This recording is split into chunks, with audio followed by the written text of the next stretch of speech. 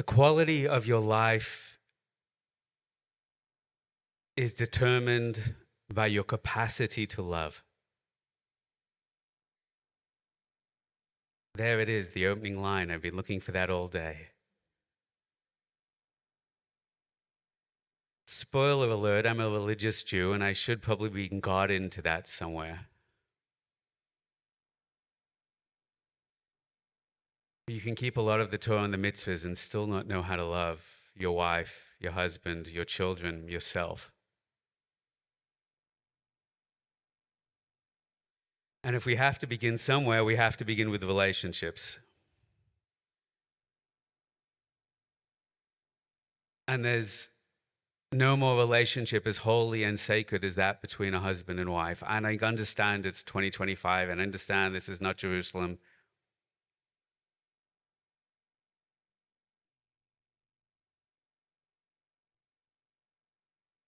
We'll address all the nuance in here that we can and make a space for everybody, I promise you. I want to begin with a story. It's a mystical story. It's okay, a mystical story. It's not going to be too scary for you all. It's an Islamic mystery story. We're open-minded Jews, aren't we? Don't know why you're laughing. It's an Islamic mystical story. I like being eclectic. Fine. This is really a story from the Islamic tradition. I've heard this from a couple of Muslim friends. It goes like this. A man is walking on the beach with his son. It is a spectacular sunset, and the ocean breeze is gorgeous. And it's just a beautiful moment, and they're walking hand in hand down the beach. And the man, overwhelmed with the beauty and depth of the moment and his overwhelming love for his son, stops his walking there in the sand, turns to his son, whose hand he's holding, and says, "I love you." And the son feels the ocean and the sky and the depth and sees his father's eyes, and it's a beautiful moment, and they walk on. And the son begins to process, a deep child, a thoughtful child, and thinks, and as they walk and walk, suddenly the son stops, or the father stops, and the son says, "Father, can I ask you a question?" And the father says, "Of course, my child, anything." And the son says, "You love me with all your heart?" And the father says, "Of course I love you with all my heart." So the child begins to walk, and the father begins to walk, and suddenly the child stops again. "Father, can I ask you another question?" "Of course, my child, anything." "Father, do you love God?" The man says, "With all my heart." "With all your heart?" "With all my heart." So the son begins to walk, and the father begins to walk, and the son's processing, and finally the son stops again, and the father stops again. "Father, can I ask you?" "Of course, my son, anything, anything." "Father, how can you love two different things with all your heart when you only have one heart?" How can you love two different things with all your heart when you only have one heart? And according to the Islamic tradition, that moment was so profound, it left the father dumbstruck. He couldn't explain that to his child. He couldn't explain it to himself. And on that day, he kissed his son goodbye. He kissed his wife goodbye. And he went to lead a life dedicated to God. Isn't that a beautiful story? Well, where did I lose you? I don't understand. I'm ultra-Orthodox. What do you expect this evening to be about? Come on, people. You know why you don't like the story? Because you're Jewish.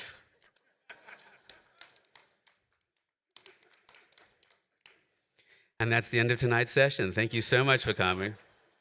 I'd like to thank Team Elevation, Michael Ben Melech, Austin. It's so fascinating how we just don't like that story at all. So what is the Jewish response? I asked that once in the Jewish crowd, and someone said, time management. We have time for God. We have time for our wife. The depth of Kabbalah, isn't that beautiful? How do we actually explain? What is our answer? So the answer goes that the physical world is not a distraction from the spiritual world. The physical world is the classroom for the ultimate connection to the spiritual world. The spiritual truths are rippling and reflecting through all of the physical reality. And we are in this place as the classroom. And if we were in heaven in the higher spiritual realities, we couldn't learn as deep and fast as if we were here, right here, down here together. And the harder the place is, and the tougher the battle, and the harder the war, that is the place of Holy of Holies, literally a Holy of Holies. The secret of all reality is in the relationship between a man and a woman.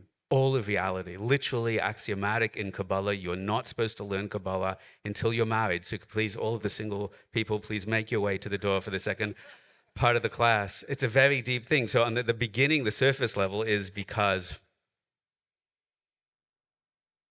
Kabbalah actually speaks about the physical act between men and women and as part of the teaching. And if a person is not married and in that relationship and doesn't have a healthy expression of those energies, then it's not, person has to be careful to awaken them, one. But the deeper meaning is because you won't know the depth of the secret until you're in that energetic dynamic and playing that out.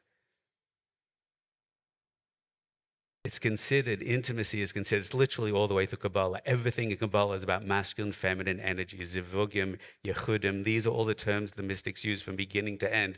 In the Kabbalistic intentions, in the prayers, in the meditation, meditation is the feminine opening up to receive the masculine, being flooded and elevated into that. Yes, like an intimate act, hamtakas adinim, the woman releases into that energy and opens up and channels that light forth. And from that, there is creation and there is life. There is something brought forth which is more than the sum of their parts. Masculine, feminine energy from heaven to earth. So why is God always a man? Good, we will answer those questions.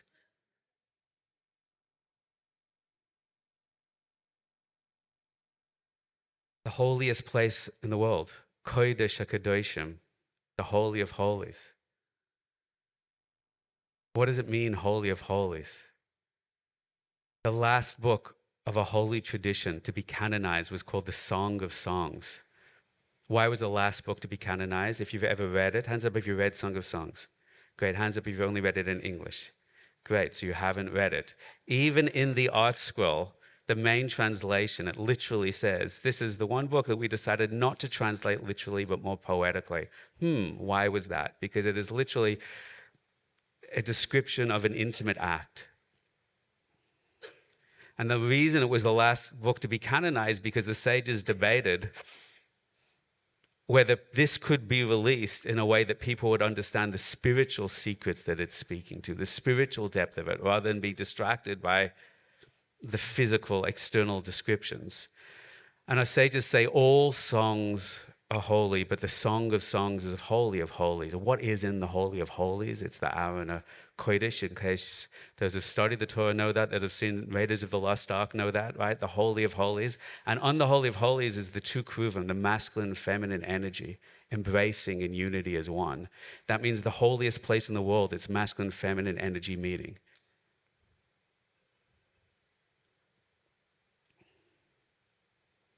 The Kabbalists map out the house itself as a representation of the Beit HaMikdash, a Mikdash Ma'at, a small temple. What is a temple? It's a place where heaven and earth kiss, where consciousness and the physical world is a channel to reveal, to open up to higher spiritual revelation. That's what a Mikdash is, a temple. Your body is a temple because it can house and reveal higher consciousness of light, of energy through the soul itself. But they say the Holy of Holies in the house is the bedroom, the place of intimacy. And from that place channels the light and the forth and the abundance and the blessings and even the income, even the parnasa comes from that place. So Kabbalistically, mystically, the essence of reality is masculine and feminine. Now I understand it's 2025. I understand we have new words, spectrum.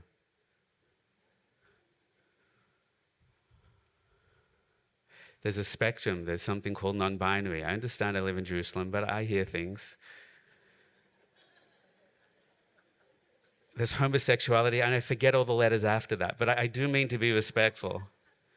And I'm just to give the heads up. We're going to be talking about masculine, feminine energies and soul tonight, but I want you to know I've never met students or friends, any gay couple that do not fit this model exactly themselves. I've never spoken to a non-binary person that you look at that isn't also internally and in their relationships playing out these dynamics. This applies to every human being.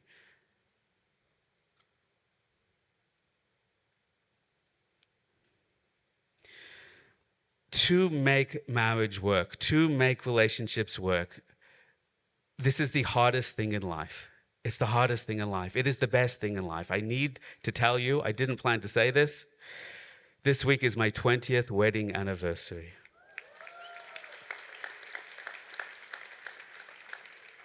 And that's why I'm on the other side of the world for my wife. Do as I say, not as I do.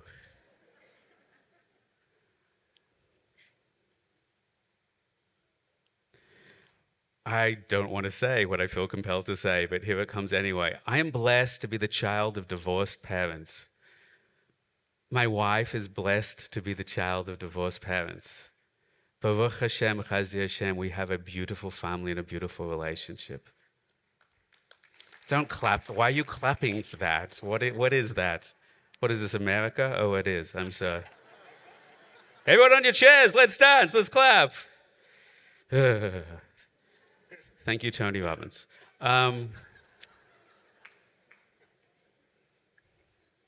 And I believe that you can make marriage work. I don't care where you came from. I don't care what you're struggling with. I don't care what your trauma was. I don't care what you saw your mother and father do or didn't do to each other. But you can learn the tricks, and there is nothing more fulfilling. I get that we're changing the world. I get we have this big fancy project, and we go around, and 650 amazing people turn out for the events. But I do feel in my heart the most important thing in the world is my family. And there's a kind of a rule that I heard a rabbi once say when someone was living in Jerusalem and said, I need to go back to Miami, to New York, wherever it was. And the rabbi said the litmus test. Do you want to be in Israel or do you want to be there? I so much want to be in Israel. Only when you want to be in Israel, then you can go in America, do what you have to do. It's only when you don't want to leave your wife and your children, then it's safe to do that because you know where your heart is, you know where your soul is, you know where your spiritual center of gravity is. And the fact that we can make it work, and it's beautiful, it's not that it's not hard, it's just that when you get the rules and you play the game and you wax on, wax off, spiritually speaking, you find the groove, and there's love, and there's respect, and there's decency, and there's... What's the definition of love? If we're going to talk about the relationship, the dynamic, we have to understand what love is. How do you define what love is?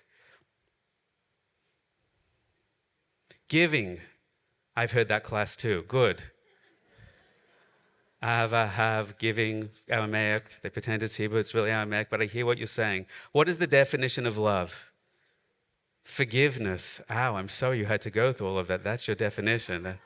We can process that a little later. So, about 30 years ago, in a past life in the same body, I was a filmmaker. Yeah, that's what I said. And I was writing a script, and it was very hard for me to write because, well, you'll understand this by the end of the session, because I had all these incredible ideas in my head, but I didn't know how to express them into the world, masculine, feminine. This is what we're speaking to. And I decided one day I wanted to try writing in a different way. I would write in the traditional style that I couldn't put pen to paper or fingers to keyboard until I could see the whole script from beginning to end. But I heard that J.R.R. Tolkien, do people know who they are in Miami? Lord of the Rings fame. He used to write forward. Does everyone know what it means, write forward? He used to not know what would happen next in the script. He used to create characters, be authentic to their individual voices. Hi, Gedali Fenster, wonderful to see you, spoke beautifully. As seen on TV. And he would just not know where the characters were going. Do you hear what I'm saying? And he would write, finding out in real time what they were going to do, what they were going to explore. And I tried this. It was totally against my character, where I want to see the whole big middle end, the whole thing. And as I'm writing, I got to the point, I started to get into it. It was kind of fun. And I got to the point when I stopped and I froze. Because the character was going to do something. I was like so sure the character should make this move. And it's kind of a messed up, unhealthy move, but the character should do it. And then I froze. And I froze because one of the things you learn in film school and script writing and all these kind of things is, what is the power of the hero in a story? The power of a hero in a story, my friends, is that when you respect the hero, when you follow the hero, when you care for the hero, then you care about the story, you care about the film, you care about the play. The hero is the figure in the piece that you are invested in, that you believe in. And as long as you believe in them, you'll stick with the story. So I suddenly froze because if I'm writing forward, I don't have to make this person heroic. I want to make him do something that's bad, but then the audience will hate him and then they'll disconnect. Now, you don't care about this. For me, this was like a moment of an existential breakdown. And I started to think, what makes the hero of the story the hero of a story? Does anyone know the answer to that question? Courage. What else? Action. Sacrifice. What's that? The bad guy, the antagonist, makes him the protagonist. You are all suckers. You think that's true, and that's why your marriage will never work. It's so interesting. It's flawed? No, no. The bad guy's flawed. He's the guy with the scar and the eye patch, and that's the physical. Well, I think we have to iron this out. What makes the hero of the story is usually the story is good versus evil. And even the gangster in the front row is like cheering when the hero wins because we all think that we're the good guy and we all empathize with the good guy. But one problem is Al Pacino in The Godfather. That's about the last film I saw before I became religious. Is that still out there in the world? Do you know something called the anti-hero? I've heard it's a Taylor Swift song, but that's all I know about that. Is there any film in the last 20 years where I didn't watch films where there's like an anti-hero? Can you think of one? Can you yell it out for me? What's that? Deadpool. Somebody said Deadpool? Okay, so fine. I don't have pop culture references, so you'll do the work for me. What was the one? Joker. Joker. Fine. How can it be? No, I saw that one. That was like 35 years ago. You need to get out more. I've been to Jerusalem. I don't know what you were doing. Listen to this. How can it be that the Joker or Deadpool, a bad guy, doing bad things, saying bad things? I don't know what happened to this movie. That thing, that scene where they do that bad thing. You know that scene? Perfect. And they're still the hero. It's an interesting existential question. And therefore, when the bad guy goes down, you still want the hero to win, even though the hero could be immoral or problematic in many different ways. And then you get a very deep insight. What makes the hero is not that they're good. What makes the hero is that they're the character whose motivation you understand. They're the character whose motivation you understand. What does that mean? It's that you see their success and you see their failure, but you're understanding their journey. You understand the motivation, why they make the mistakes or why they carry that attitude. You see the flashback. The antagonist in the movie is not the antagonist because they're bad. It's the antagonist because you don't understand their motivation. They've got the eye patch, they've got the scar, they're hell bent on destroying the world. But you know, when the bad guy gets the bullet between the eyes at the end of the movie, if you had a flashback to his father abusing him, the trauma he went through in high school, the social rejection he experienced, you would never go, yay, good overcomes evil. Your heart would break. Wow, what a tough life you went through, right? The good guy is not the good guy because they're perfectly good. The good guy is the good guy because they are the story that you witness. It's not the actions, it's the understanding of the motivations that give you the empathy and the compassion and the caring and the investment in who they are. Are you with me? The definition of love is being someone's witness.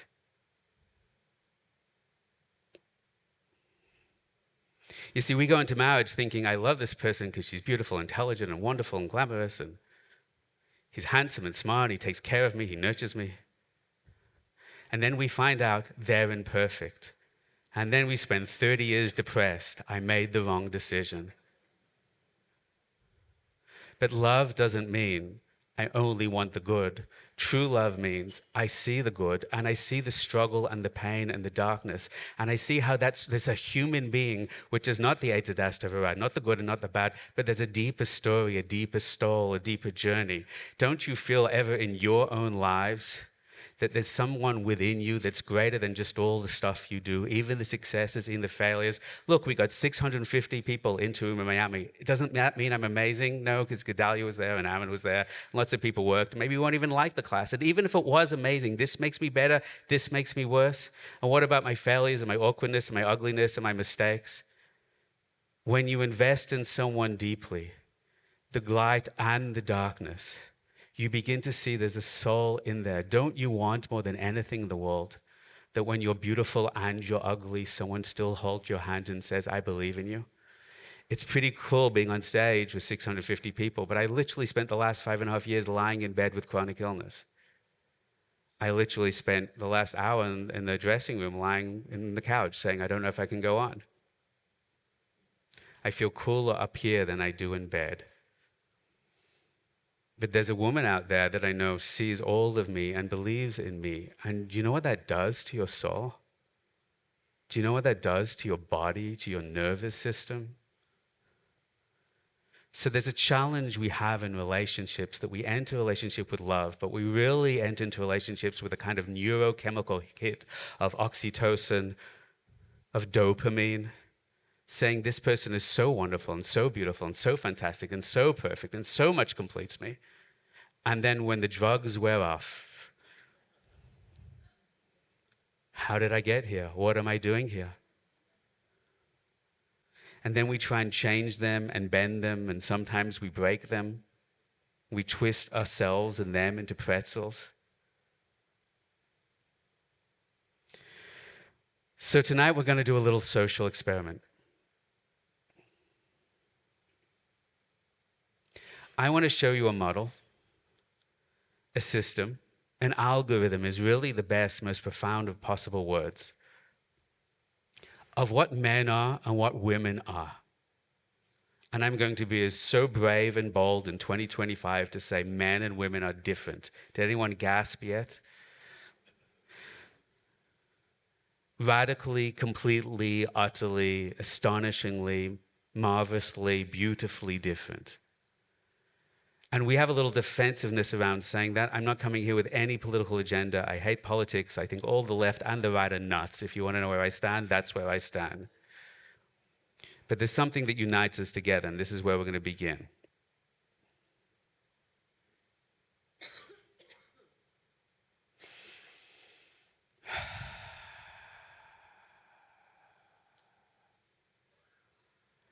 The reason that some people are resistant to difference is because difference has been used in the past as a form of control and abuse.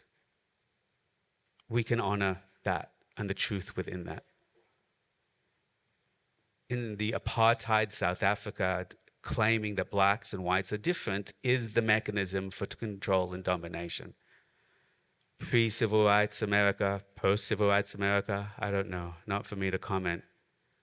But that difference is used like that. Before, pre-feminism, there can be people that claim, you want to dominate me and you want to use this difference to dominate me, fine. But I want to talk about another domination tonight, another control tonight, is that everybody's the same. If you're in education, there's nothing more destructive than to tell your kids that we all need to learn the same things and act the same ways. Whether in the secular world, the religious world, we all need to learn Gemara all the time, because for all kids, learning Gemara all the time is the only way. If there's anyone that has a shita, a system, I always say stay away from them, because everyone wants to say my shita is the best shita for all the people all the time, and it's not true. Children are different. Some children are intellectual, some children are emotional, children are creative. And to make everybody fit into the same box is repressing and denying, controlling the gifts and the uniqueness of everybody, right? So I say feminine energy is unique and gorgeous and is worth celebrating, and masculine energy is unique and gorgeous and worth celebrating, right? Are we on the same page? And if we try to say there's no masculine and feminine, then I'm pushing down your gifts and your beauty and your uniqueness. And love means being a witness. And love means saying that who you are is extraordinary and your strengths and weaknesses. And you're going to see a principle we'll explore 1,000 times tonight. That a person's greatest strength is always a key to their greatest weakness. And a person's greatest weakness is always a key and a hint to their greatest strength. So here's the claim I'm putting on the board. I'm going to show you tonight an algorithm that explains every relationship you've ever been in your life. All the best stuff and all the worst stuff. And everything he did and everything she said and the time that they said that thing and did that other thing, this will explain it. And if you're in a relationship now, this will explain exactly what's going on. And if you're looking for a relationship or you're dating someone, this is going to explain all the most annoying things and all the most wonderful things. This is the grand, unified theory of relationships. And I want to tell you the goal. The goal of this system, this divine system, this extraordinary map, is to empower everybody to be themselves and to be loved and respected by being that. And the principle we have to begin with is the principle of complementary opposites. You think that you want to marry someone like you, but you don't. Don't know why that got a laugh, but I'm quite curious to know from every single one of you. You think you want to marry someone like you. You really don't. You want to marry the opposite of someone like you, besides the fact that when you do, you're going to kvetch about it for 40 years. We go out with someone and go, wow, you went to that school, I went to that school. You read that book, I read that book. You listen to that music, I listen to that music. Oh my gosh. It's so amazing. I start a sentence, you finish my sentence. She finishes my sentence. We're so perfect. 5 years later, why do you always finish my sentences? Why can't I speak just one time?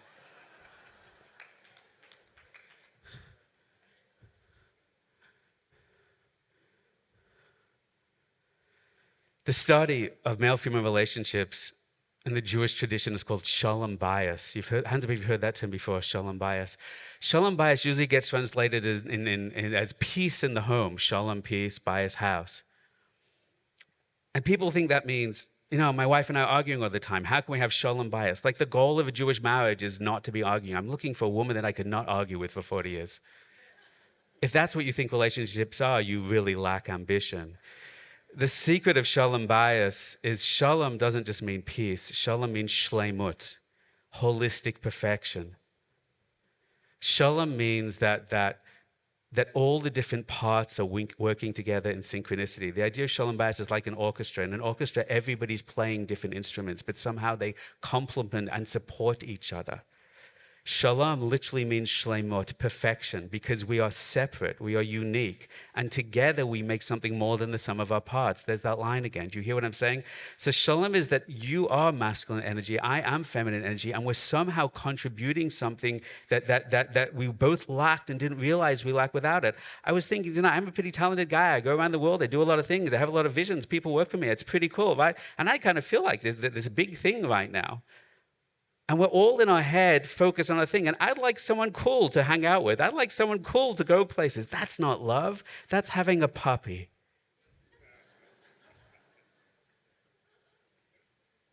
And then when you meet somebody else, it's like, I have all these visions, but I can't actually make anything happen because I'm a vision guy, I'm a creative guy, I'm not very good at logistics, I'm certainly not good at money or budgets, right? And then suddenly someone comes into your life that complements what you do and supports you together. And suddenly with a little humility, you go, wow, I really sucked at that and I never knew. And then you say, well, this person is a gift that completes me. There's a reason we call it soulmate, because we both come from the same root, the same soul. That means we can't be perfect, we can't be whole without the other perfecting us. That's the rule of complementary opposites. You think you want someone the same, but you don't need someone the same. You need someone different. Not different as in, complementary opposites means knife and fork. It doesn't mean knife and elephant. A knife doesn't need an elephant. I guess it depends how hungry you are. But the knife and the fork, so you're looking for someone within the same energy of you, but it takes a lot of humility to realize how incomplete you are without all that other person brings to the table. That's Shalom bayit, the completion of each other, which can only begin with the humility of what you don't have to be all that you could be. That's something I really feel in my heart that wasn't there 10 years ago or 20 years ago towards my wife. It's just a profound humility of how much she brings me that I never knew that I needed.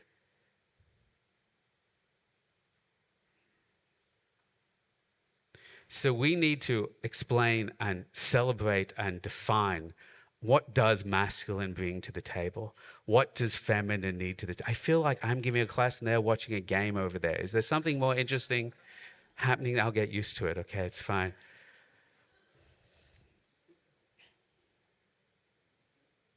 So we're going to play a game, talk about a game. Are you all awake? Are you all with me? You're here right now? This is America, isn't it? Good. Okay, this is a little, I don't know how to say, risque. Anyone sit up straight in your chair for a second, uncross your arms and legs, shake out your hands for a second. Okay, I need you here with me. Keep shaking your hands, shake your hands out. We're going to play a game. I'm going to come into the audience and I need your help with this. It's a little embarrassing, but the more real and authentic you are, keep your hands shaking, it'll work.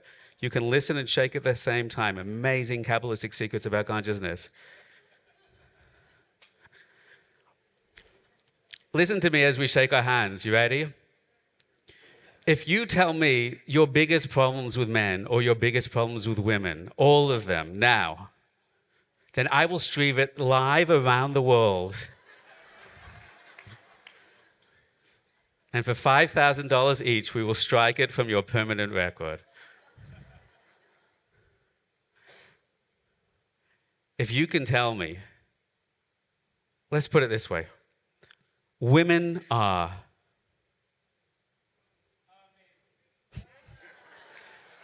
a man that came with his wife tonight. Isn't that beautiful? Women are, men are. Can all the men stand up for a second? All the men stand up for a second.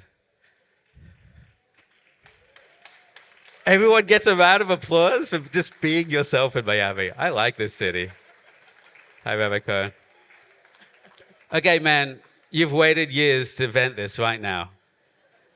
I'm going to count from 3 to 1. When I get to 1, I want you to take the rawest part of you. And part of me is joking when I do this, and part of me is serious, because we're actually going to do a little inner healing all together collectively. If you can tell me your biggest issue with women, then you're probably not going home with your wife or girlfriend tonight. But I'm in love, so I don't care.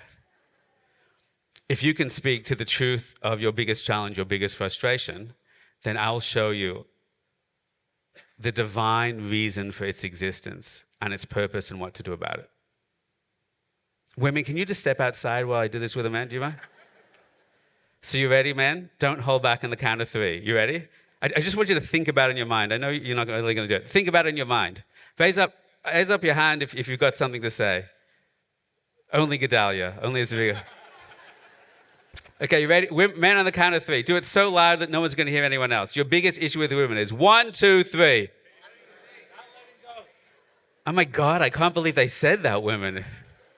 You know, the women are in the room right now. You understand that, man? Okay, men, women, revenge time. Here we go. Can the women stand up, please? By the way, men, you're totally outnumbered tonight. I just want you to know.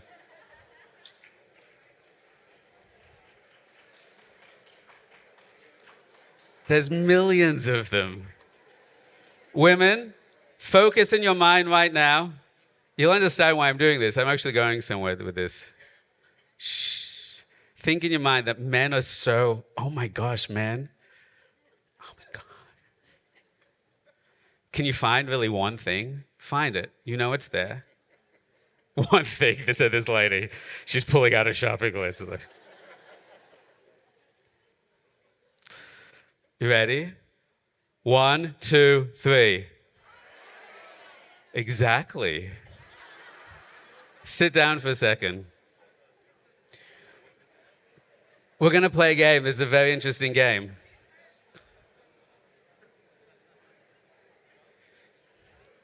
I like to start my class with this energy because it's so dead and flat in here with the big screens.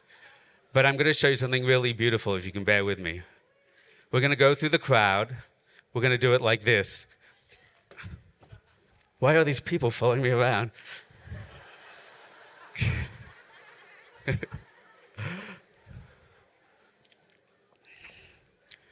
This is tonight's game. And there's a reason I teach it this way, because it's not just information, it's transformation. If you can bring up what's really in your heart and we can put it on the board and we can process it, you see it shifts a lot of things in life. The reason I told you I was married to my wife for 20 years and we're still doing great is because when I went out with my wife, we sat down and listened to this class. Not the class of me. I'm sure my wife would find that line funny. Yeah, come and sit and listen to a 4-hour class and be lecturing to you why you should do in marriage. That'll be a funny moment to laugh at when we watch the video together. Hi, honey. Thank you for holding forward back there. We went through these teachings and we broke them down. I would say that there's not a day gone by when I haven't used this, but it's this core teaching which really revolutionized my life. You already paid for this class. I'm not trying to hype it, but I am trying to express the depth of how profound this model is. There's not a day that I haven't used it because I see everything through it. And everything she does today, which is still annoying, isn't annoying because I understand energetically, Kabbalistically what it's doing. And then understand the most annoying thing she does is connected to the most beautiful thing she does. And it's all that feminine stuff that I was lacking in the first place. Oh, she's completing me. So here's the game. Men are. Women are.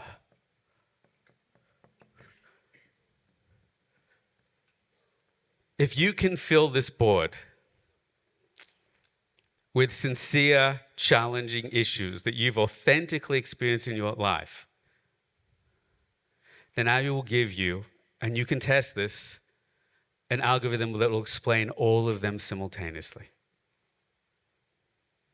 Or your money back. Did you pay? I don't even know.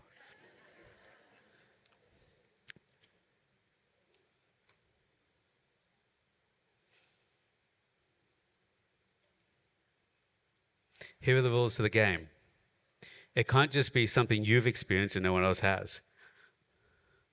Women always have quiche for breakfast. I think that's just your girlfriend. Okay.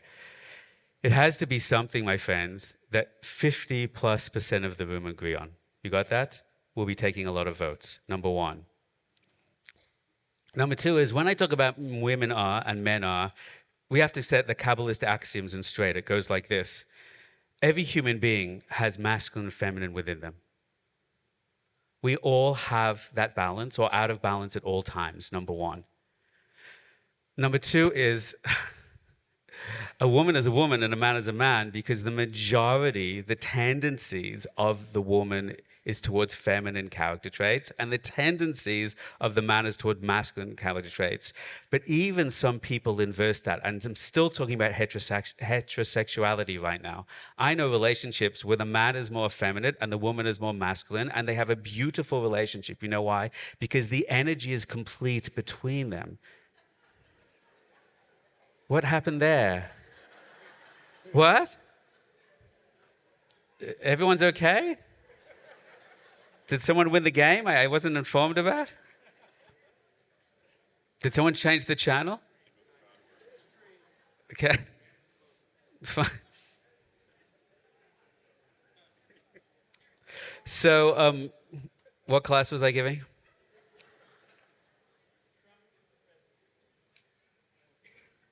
Masculine energy. Trump is the president.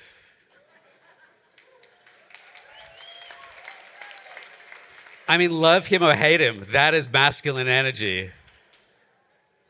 And do you know who his wife is? Masculine energy. Okay, that's political commentary. I don't know what to say. It's more like a statement about his marriage, but he's doing what he's doing. Love him or hate him. Wow, that's masculine energy. Let's understand what that means. The second rule of what we're talking about here, listen carefully, my friends. Try not to laugh at glitches. Just laugh at me. I appreciate it. I know we're in sync then. Is the following thing. That we all have masculine and feminine energy within us, and even a man can be more feminine and a woman can be more masculine. Heterosexuality is what I'm talking about.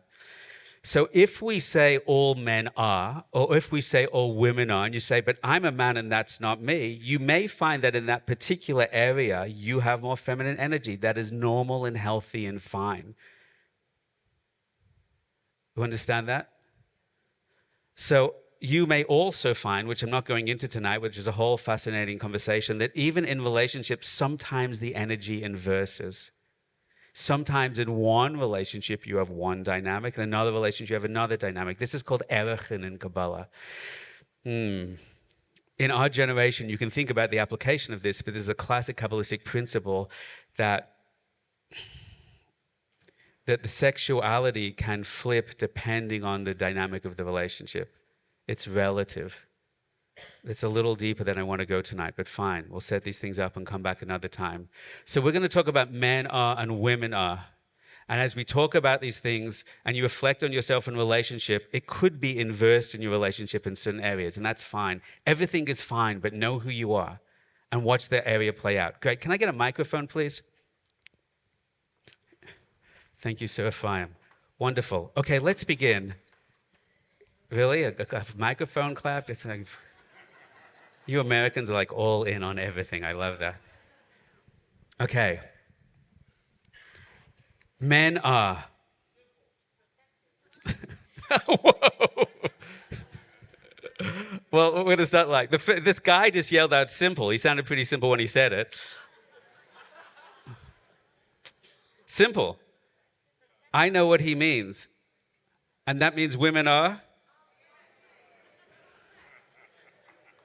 The women have very complex feelings about being called that. They don't know how to...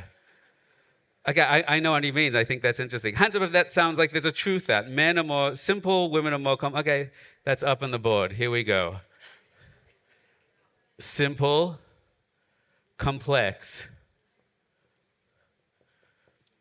Great. Let's do another one. Who else is playing?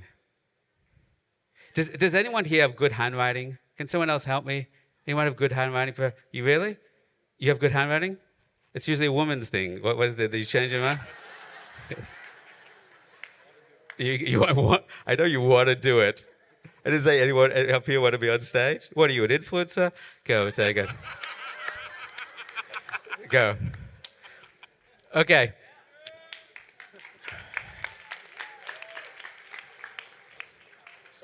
Yes, thank you. Okay, who can play this game? A man, sir. Demanding. Demanding. I'm demanding you? No, demanding. The women are demanding. His wife is like, what does it mean demanding? Can you talk out that a bit more for us? They want attention. They want attention. It's sort of like, well, it's the feminine to receive the masculine. Okay. Women want attention. I didn't notice that. In Miami, women want attention? No. Do you know this thing? Women always say to their husbands, tell me you love me. And the husband's always like, why? And the woman's like, tell me you love me. And the husband's like, I love you. And the woman's like, say it like you mean it. And he's like I mean it, right? It's a very interesting phenomena. This woman put up, yes, that's me, that you're volunteering, right? It's a very interesting, a woman wants attention and she wants to be told that she's loved. And a man's kind of like, we've established that already, haven't we? If a man could say what he really felt, it's like, let's assume that the status quo is I love you. And if ever that changes, you'll definitely be the first one to know. I'll have a lawyer draft up a document. But it's a very fascinating thing that a woman does need to be heard frequently. I love you. Is she so insecure? And a man will go, yes. But it's a very beautiful thing that she needs that. So we're going to put on the board. Jonathan, is it? Okay, so the woman is, first you said demanding, but then you said a more subtle word. What was it? Demanding, she wants attention. She wants, okay, so attention, the woman wants to hear I love you. Just right, I love you and attention. Great. Who's got another one for me? You have one. You have a loud voice. Women have a loud voice. Yes. Women are multi... Ethnic. No. Sounds like first syllable. Yes. No, they can do many things at multitask. And you couldn't multitask to say the word. That was the funniest one. There's a light on me. There's a camera in my face. And yes. Men can only do one thing at a time. Right, which I'm having a hard time focusing on what you're saying. Okay. Women multitask. Fine. Men single task. No one knows what men do. Okay. Your hand's been out for 20 minutes, even before I asked this. Yes. Men are selfish. Women are selfish. How dare you? Right? Nothing that you said. Nothing goes on the board. I love this line. Men are selfish. You're selfish. I'm selfless. I'm generous and kind, but you're dark and evil. I'm so touched by your selflessness, ma'am. Men are selfish. Women are selfless. They give themselves more. I think that's true. Hands up if that sounds relatively true to you. This is a truth. So men are selfish and ego. They have an ego. That's true. And women give themselves more and they surrender themselves more, and therefore often they lose themselves more because of that. Well, nurturing is another one. Who's more nurturing, a man or a woman? Men are more nurturing. Women are more nurturing. Women win. Women are more nurturing. Okay, over here, do you have opinions on this side of the room? Are these me? You're going to say, you're selfish, she was right. Well, I'd love to hear your opinion. It goes a little bit with that, Okay. but with this whole feminist movement, I feel This whole women. feminist movement, yes. I feel women have gotten a lot on their shoulders, and men are just chilling with extra income, and we're doing everything that we used to. Don't hold back. I mean, just give it all over now. I do a lot. I'm working out. I take care of 3 I just kids. want to say, I'm I don't know so this woman. tired. She's like, no, no, no. And her husband's like, yeah, honey, whatever. I'm just chilling. You know, she's not talking about me as much as she's talking about you. Right. You're just chilling. It's specifically me. I think I'm glad she has a chill guy, because I think right now. So I think, sincerely, honestly, women feel that they carry a lot of the burden. You're tired. I've been traveling for 3 days, young lady. Me and all the women, we're all tired collectively, okay? So I just think this is interesting to reflect. Women feel because of the feminist movement, now they have to do so much and they're burdened. I have to tell, before the feminist movement, women felt they have to do so much and they're burdened. Women feel burdened. And they're trying to change the situation. I want you to know the Kabbalah said 2,000 years ago, the times when Msiah, the feminine energy will rise and become stronger, and leadership. This is all predicted, and we can talk about the rise Kabbalistically of the feminist movement. It's very much connected to what we're saying. But women feel that they have a burden. You want to blame it on feminism. You want to blame it because they work so much. You want to blame it because they're at home with the kids. It's a burden. People like to point fingers at all the stuff around them, and it's hard just to go, maybe I'm feeling this, and why are we feeling this? So let's put burden up there for women. Okay, so that's right. That's a nice summary of that Kabbalistic text for 2,000 years. The women, there's the Eshes Chayil. She's doing all these things. How do you translate Eshes Chayil? I translate it as soldier girl. You get to think about that. Yes, do we have men on this side of the room? You really have? This is your wife? It's honored to meet you. Hi there. Hi, Rav Doniel. I think that men are always thinking about what could be, and women are always thinking about what needs to be right now. What could be. Is that true for you? What needs to be. No. People don't like you. The women are going to rise up against you right now. Wait. Is he wrong? Women are like what needs to be right now? No. No. What were you thinking, man? Honestly. No, don't change it. Be a man. Stand up for yourself. I think it's men are always thinking about what needs to be right now, and women are always thinking about what could be. And men never back down. They're so strong and clear and determined. They never shift to the mob, do they? There's something true in what he's saying. Men are always like, we're going to do an event in Miami, and then we're going to go to Mexico City, and then we're going to do 5 days there, and we're going to come back and build an app. And then and the wife is like, what's for dinner tonight? It's your kid's birthday. Do you want to spend 5 minutes with them? I'll definitely send them a text from the plane, definitely, because men are thinking forward. Men are always, are you going to be okay? You're not going to trip over something? I'll walk here, you can walk over here. Okay. Men are always thinking forward. They're thinking out of the box. They're thinking into the future. This is a part of their visionary nature. Men are leaders. I understand we want more female leaders in the place, but the fact that the men are dominating the leadership place and we're still trying to drag the women into it, I personally don't, and maybe you won't like this, I personally don't believe that's because of patriarchal repression. I understand they're starting behind the line, but it's also got to do with a tendency. It's got to do with a tendency for leadership, and true leadership is connected to vision. Not I want to be dominating, I want to influence, but it's like I actually have something I believe needs to manifest in the world, and I really want to bring that out into reality. So men do have a vision that is powerful and strong. It's interesting. They are into abstraction. Do you want to put that, Jonathan, on the board? Somehow men have vision. So I think that's true. Give me a few more right now, because I'm about to throw a ton at you. I would like to give the mic to you. It's too far away. Lady, could you stand up for me? I can't reach you. Yes.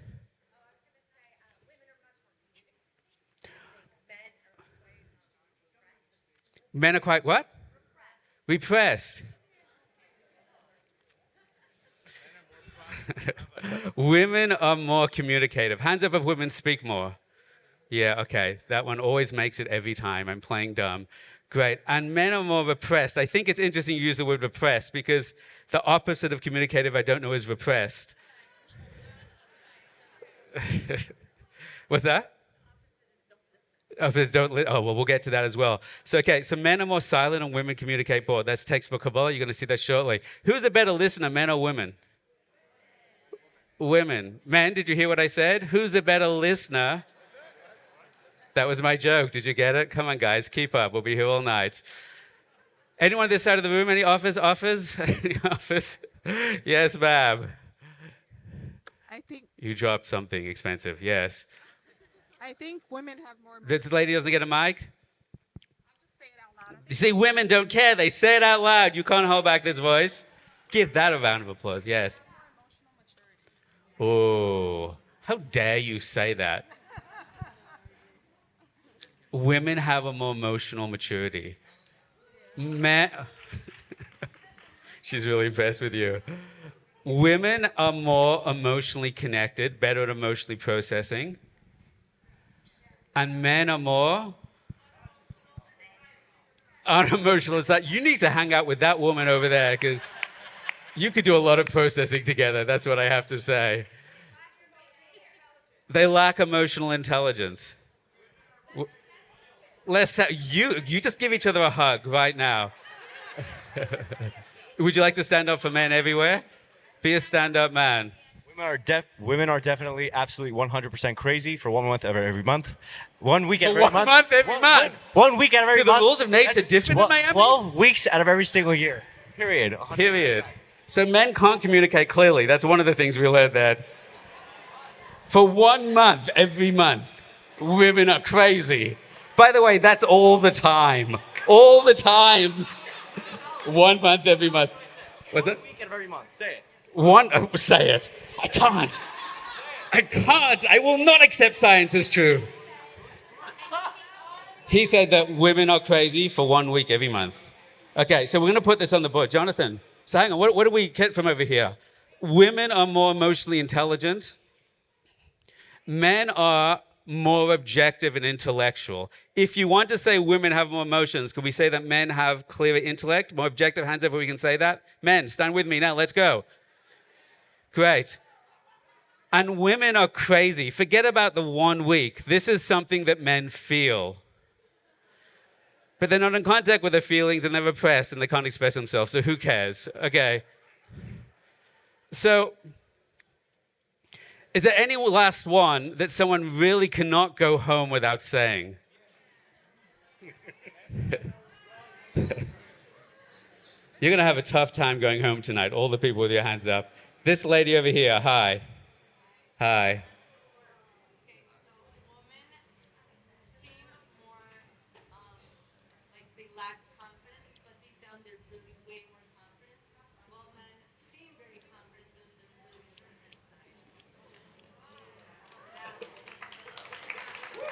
Yay, America! Put your hand up.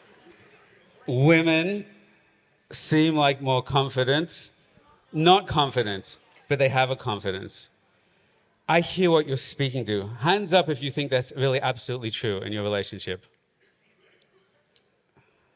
I think there's a truth in what you're saying, but there's a reason I'm saying what's universal, because that's going to happen. I think there's a truth and there's a beauty in what you're saying.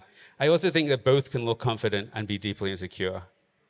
One of the things I tell my kids is big men are really little boys inside, and little boys are really big men inside. And I think that's important. I think what you're speaking to. Okay, we're going to get up the ante now. Jonathan, you still with us? Wait. Listen. Wow, okay. It must be that time of month, which is all month. All month. The whole month. The whole month. Can you yell it out?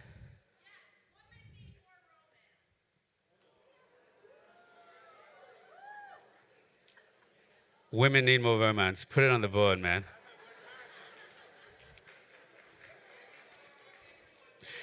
Women have louder voices. Men would have never said that out loud.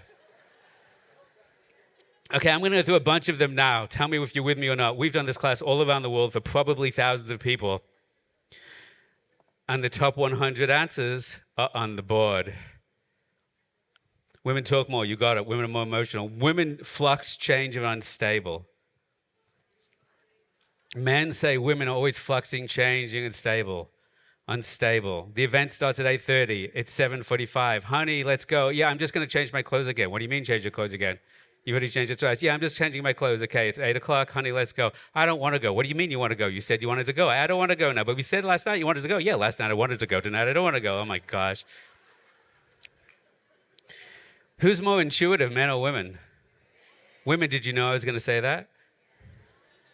Okay, women are more intuitive than men. Compassion, intuitive. Compassionate, nurturing. We did women. Who more wants to settle down and build a home, a man or a woman? Women. And they have to beg and scream and cry, and the man pretends he does, but then really doesn't. It's an interesting factor. Women want to build a home. This is a hard one to talk out loud. Are you keeping up with us? Intuitive? Come on, men. Come on, men. You said you were a good writer. I don't know. I said maybe you're not a good writer, but no, I want to be the writer. Okay, you be the writer. Okay. This is our first lovers spat. How's it going? What do we miss? Compassion. Build a home. Women want to build a home. This is a hard one. Who's more vulnerable and dependent?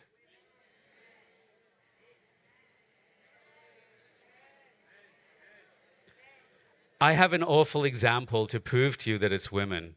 I don't want to bring the argument down, the side down. Baruch Hashem, we're releasing hostages. I'm going to ask that we can clap for. It's complex. I'm going to ask a question. I do not mean to ask this in a spicy, aggressive way. I'm just illustrating exactly what we're learning tonight. Where's the women's empowerment when we say release the women and children first? And by the way, we should release the women and children first. It's interesting, right? Why aren't women saying, no, let the men go, we're all equal? And the answer is, shut up, bring the women home. Bring those girls home, right? Because we do sense in our heart, and teach this to your children, boys, protect women. That's part of your responsibility as being a man in this world. Keep them safe, look after them. And the flip side of that is women have more vulnerability in this world. The Shem Yoachim, the scary, terrible things that happen to women in this world, because men can be idiots. Yeah, that happens. But there is a vulnerability and more dependency on man. Okay, we got that, however you want to write that, something about hostages. Who's had a better eye for details, men and women? Women. It's one of those things, the husband and wife are telling a story at the dinner party. The husband's like, so it was a wedding night, right? And we had all the uncles and aunties were there.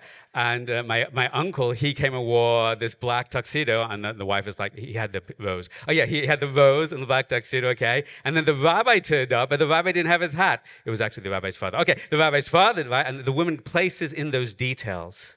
The man is always about big picture. The woman is always about details. Better listeners of women need to, I love your women, focus on who's more into aesthetics and physical beauty, men or women.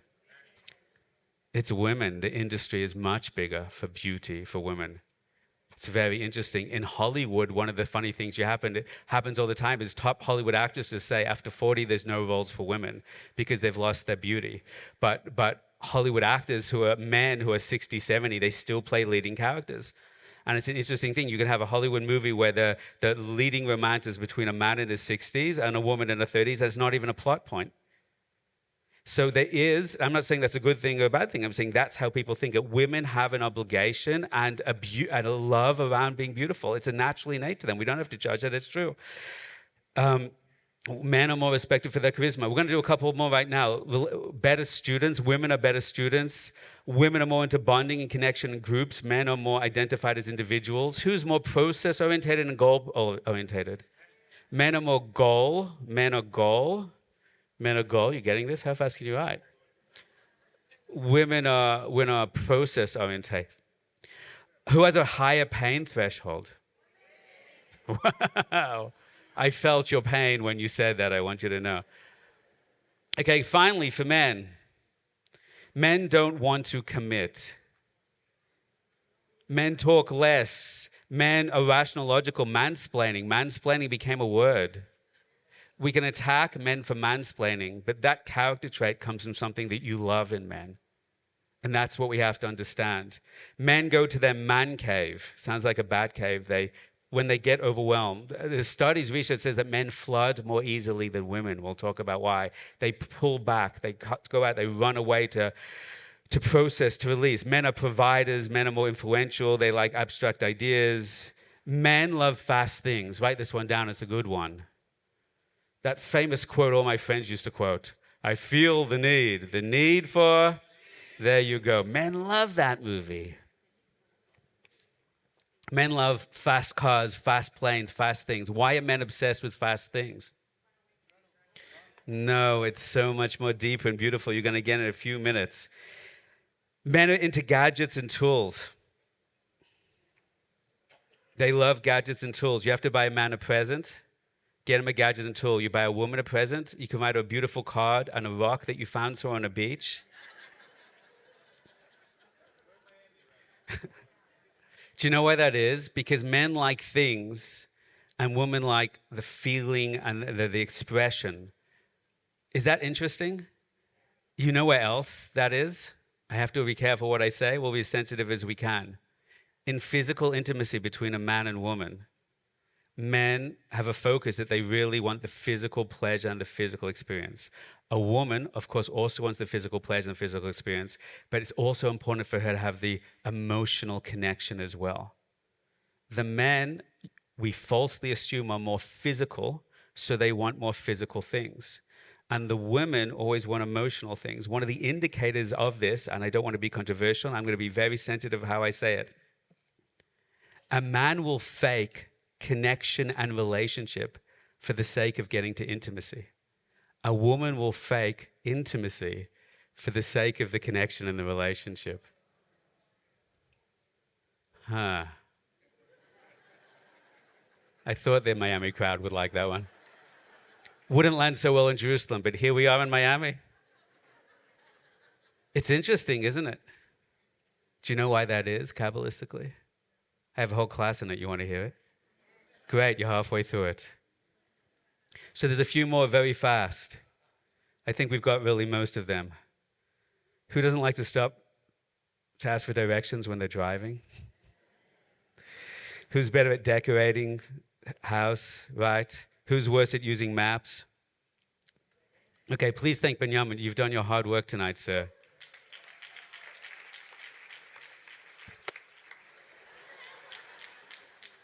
Can't believe I married this guy. Okay, there you go. So this is shticky, but you just became the Kabbalist. You've just unlocked these secrets. I'm going to explain to you the model. This is what we're going to do for the next 3 hours. Why are they laughing? I'm going to explain to you the model. This is a system, and I want you to really get your energy for a moment. If you understand this model, this algorithm, the Hebrew words that describe it, it will really unlock your relationship and yourself, your understanding of God, the structure of history, quantum mechanics. I'm serious. It's all operating on the same model.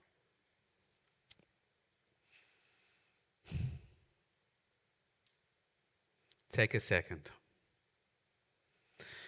Bezrat Hashem, I can explain this in a clear, lucid way that you can understand the depth of this and it can be helpful to you, should be helpful to you in your own lives in every dimension. The act of creation, all dimensions of creation is always a 3-step process. Boy meets girl, boy loses girl, boy gets girl back. Have you seen that movie? It's based on the famous book, Boy Has Rib, Boy Loses Rib, Boy Gets Rib Back. I kid you not. All relationships are built on the same model. The first stage is you meet, you fall in love, there's bliss, there's connection, there's unity, it's so obvious, you sense all the potential that your life will be. I always thought I would never find the love, I would never find the one. The fact that they're called the one, it's a sense of unity, of bliss.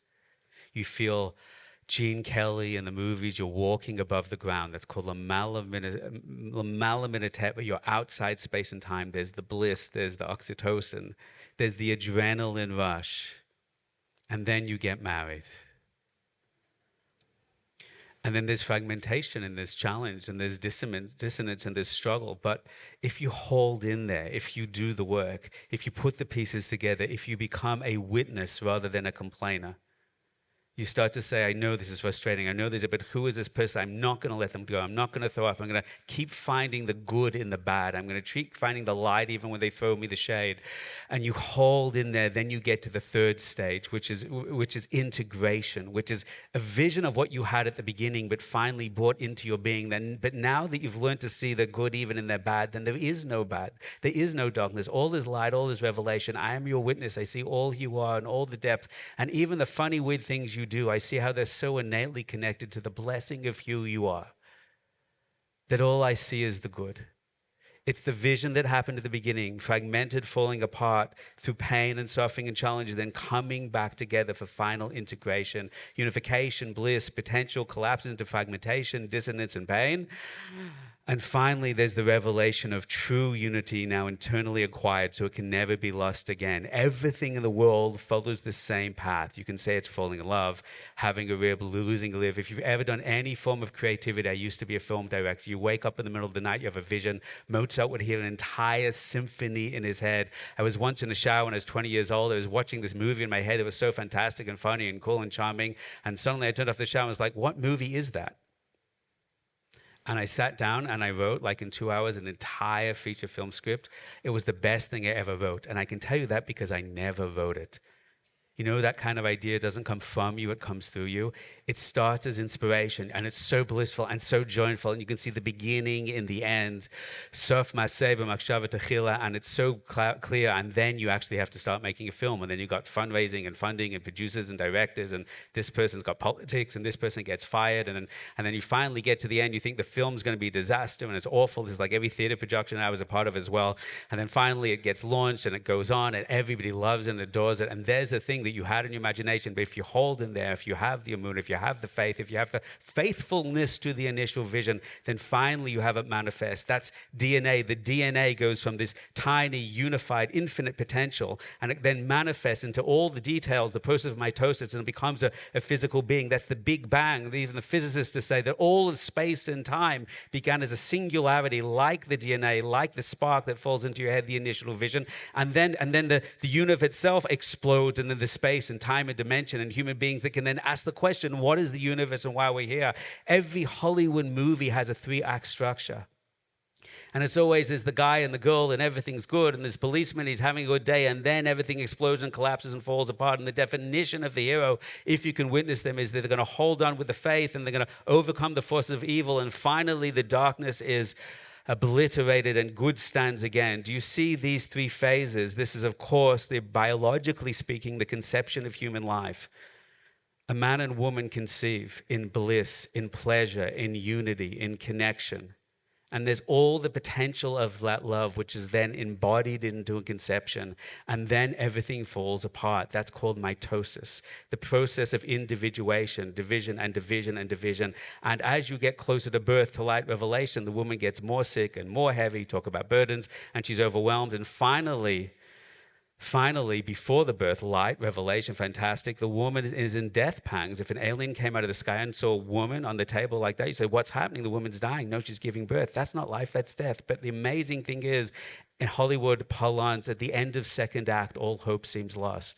The darkest time is before the dawn. And suddenly a moment later, the screaming, the pain, there's the final revelation. There is the manifestation. There's all the things you were working for the whole time. Are you seeing this pattern? Stage 1, stage 2, stage 3. This is the Hebrew word to describe all the secrets we're learning tonight.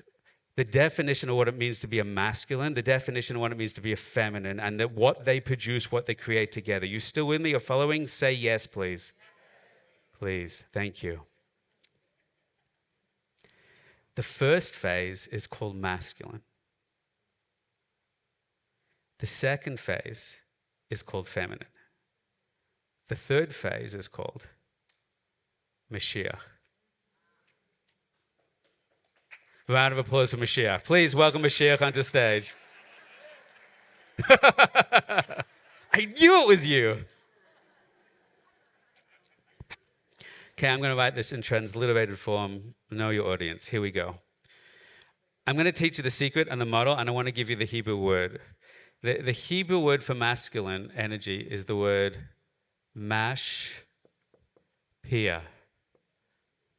And the Hebrew word for feminine is called makabel.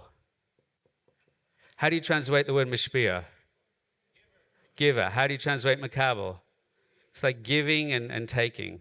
So this explains in relationships, like all the relationships you've been with, this explains why men are always so giving and kind and women are just taking all the time. Isn't Kabbalah so beautiful? Isn't it just a... So it doesn't really mean mashpia and makabel, doesn't really mean giving and taking. What it really means is initiating and manifesting. That's the rule. That's the game. Initiating and manifesting. This is what it means to be masculine. Now, listen to these properties. If you get this property, you can't listen to the details too much. Listen through the details to see the energy of what I'm speaking to. It's a feminine property to see through the details, to the source, to the essence. That's why women have more intuitive ability, and we'll talk about that in a second. The masculine energy, the male energy, called the mashpia, doesn't mean he's giving. It means he's initiating, he's generating. He's the first spark of the new idea, the new potential, the DNA. He literally delivers the DNA, the seed. And the woman is not just a taker, she's a manifester. She doesn't just receive, but she has the amazing ability to take that spark before it dissipates and fan it into a flame and bring it out into the world. To take the potential and give it life, to give it dimensional expression, to give it manifestation, to give it a revelation. The constellation of forces that define Zachor, that define masculine, to define Mashpia is following. See if you can get this. Here's the beginning point. Here's the initiation of a new idea, a new direction, a spark. It sparks inspiration. It's the DNA. What's DNA? It has potential. All the potential is there, but it's outside space-time. He's not engaged in the physical world. We'll talk about that's why he likes fast things in a second. He's unlimited, unbound. He doesn't want to be burdened by the complexities of reality. Women are complex. He doesn't want a complexity, chaos. It's a spark and it's an inspiration. It's totally outside space and time. It has multi-potential. First of all, it's a singularity. It's not complex. It's simple. It's a simple vision. It hasn't entered in the complexity. Complexity comes from the physical world, number one. Number two, it's multi-potential. If you have a film script, 1 million different directors could direct it in different ways. 1 million different actors could play all the different roles. Are you following me? So potential could be manifest in different ways. He doesn't care about the manifestation. He cares about the potential. And therefore, it's singular. It's multi-potential. Could be manifest in different forms. He has unlimited energy and potential. He's outside space and time. It's a flash. He's spiritual. He's abstract. He's theoretical. And it's a bliss of pleasure, of inspiration is lifted up and out of the chaos of this world. But a woman, however, she receives it in order to manifest it. She is the manifesting force. The feminine is the manifesting force. She's not the beginning, but she's the continuation of that until the end. She turns potential into tangible reality, develops out the DNA. She's physical world, Mother Nature, Mother Earth, always the feminine. Can you hear that? She's into multiplicity. That explains her complexity. Literally mitosis, breaking things down and feeling them and feeling the complexity of them and feeling the nuance of them until the man is pulling out his hair. But that's the secret. She's limited by space and time. She's bound by space and time. She's burdened by space and time, but she's blessed because she can bring things into manifestation. She's about receiving and connecting and building and integrating. You have your psychedelic experience, the masculine energy, the vision, the outside space and time, the understanding of everything. But then you need the feminine, the integration to bring that down into the heart, to bring that down into your life, to say, how my relationship changed. Most people don't want that part. I just want the high. I just want to push back into falling in love and the bliss. And when it gets hard, I just drop that relationship and go to another chasing the bliss, chasing the new energy. That is the masculine default setting. It's hard to ground that man down into an actual relationship because he feels that he's going to lose his potential. He's going to lose his inspiration. He's going to lose his newness. The more the woman tries to clamp down on him, responsible, and come home on time, and don't look at anything else, and don't do anything else, the more he feels trapped because his unlimited, expansive energy is being limited. He wants to get out of there. But the maturity of a man is to know, with all the potential and all the light of the world, you have nothing until you have one thing manifest.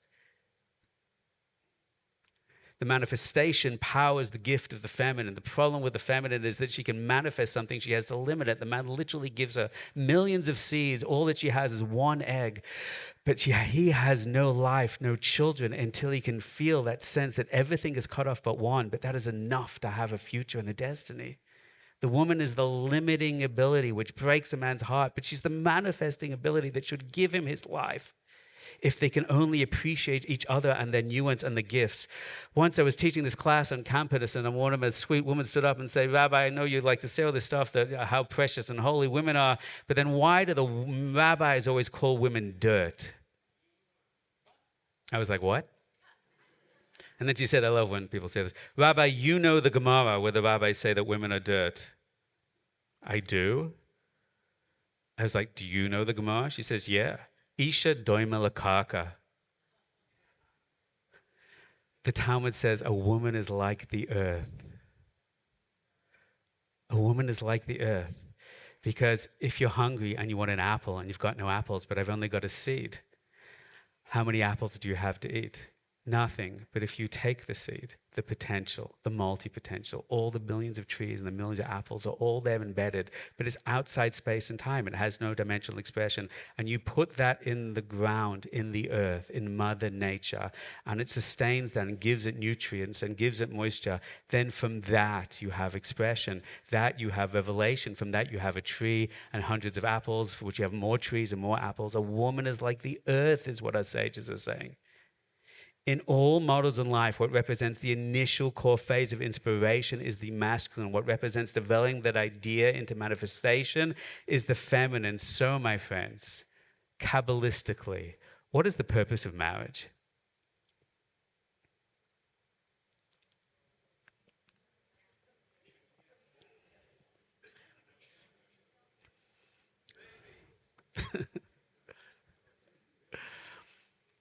The Talmud says that what was Hashem doing since he created the world? Mizarek Zavugim. He was in the shidduch business. He gets calls all day and night, people kvetching. He's bringing together men and women. Kabbalistically, that means he's working on your soulmate for thousands of years. This person moves to this country, this person goes to that city, their parents go over there because the Holocaust ended up in Chicago. Wow, oh my gosh, that's what I meant you in Chicago. Hashem has to conspire for generations to bring couples together. But Kabbalistically, the definition of marriage is to bring potential into reality. And what's Hashem been doing since the creation of the world? The creation of the world was that there's infinite potential and this messed up, dark, physical world that we live in. And he's trying to take all the potential of all of your souls, of all the blessing, and manifest that into the world. So we live and breathe all of our spiritual light and blessing. Are you with me? And Kabbalistically, if you can find someone to love and someone to make it work and build holy children, a holy family, then you shake the spiritual worlds and you light all the masculine energy and all the feminine energy, and blessing and goodness come to the world. Now, I'm about to teach you something really deep. That was the warm-up. To make sure you're following so far, I'm giving you all 30 seconds. Please turn to 2 to 3 people next to you, and define to each other what are the principles of masculine and feminine. Because if you get that, we're going to unlock everything on the board. 1 minute, go right now. Review everything we said. What is masculine, what is feminine?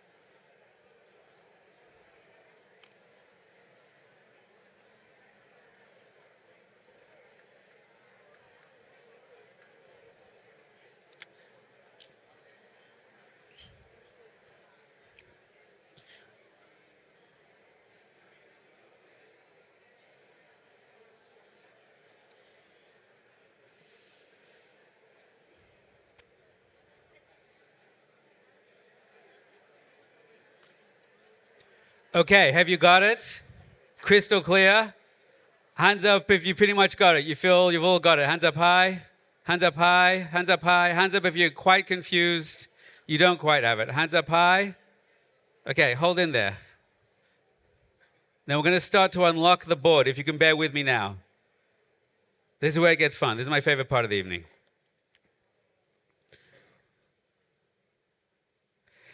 Let's just understand this biologically, because it's going to open up everything else. The entire Kabbalistic structure of reality can be learned from the physical world, but even more so, as I said at the beginning, from physical intimacy between a man and woman themselves. Everything in the higher spiritual world is structured on the body, is structured by how the body interacts. So the physical act of intimacy is playing out all the cosmic unions and revelations that are happening.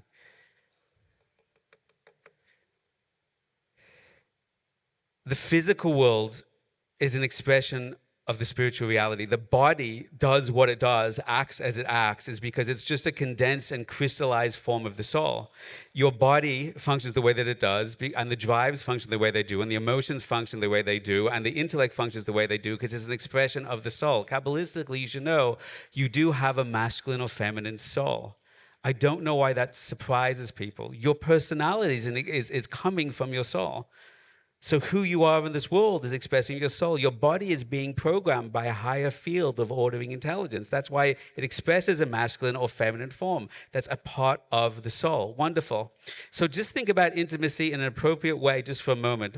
How does intimacy work? You can see it fits exactly into this model. It's a really deep anchor to go into all the deep stuff on the board. It goes like this. Number one, the first thing we see is the infinite potential and energy of a man. A man in the moment of intimacy and conception has millions of seed. A woman has 1 over. That's interesting. Infinite seed, infinite energy, potential. She's about limitation, number one. What's fascinating is that after that experience, a man generates millions of more and millions of more. It's a factual biological statement that a female fetus in utero has within her all the ova that she will ovulate for the rest of her life. She has a finite amount, and in intimacy, she just gives 1. The man has millions and constantly creates more. So the man is always about infinite energy and constant new creation. The woman is about limitation and finite expression, number 1. Number 2, listen to this, it's even deeper. There's a difference in number, and there's also a difference in space and time. The man literally gives over genetic blueprints. The seed is infinitesimally small. He literally just gives over the smallest possible thing, and then she takes something, and then she, through the process of mitosis, develops it. He delivers something only in a moment. The man's contribution to the creation is literally given in a moment. The woman takes 9 months. She's limited by space and time. He gives over in pleasure, an ecstatic state of pleasure. Her process is long, drawn out. It's a burden. It involves pain and complexity.